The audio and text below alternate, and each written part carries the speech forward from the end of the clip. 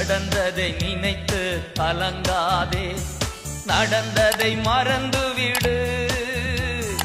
கடந்ததை நினைத்து கலங்காதே, நடந்ததை மறந்துவிடு. கர்த்தர் புதியன செய்திடுவார், இன்றே நீ காண்பார், இன்றே நீ காண்பார்.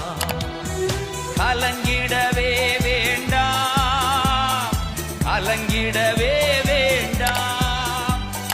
இயேசு கைவிட மாட்டார், இயேசு கைவிட மாட்டார். உங்கள் துக்கம் சந்தோஷமாய் மாறும், உங்கள் கவலைகள் கண்ணீர் எல்லாம் மறைந்துவிடும்.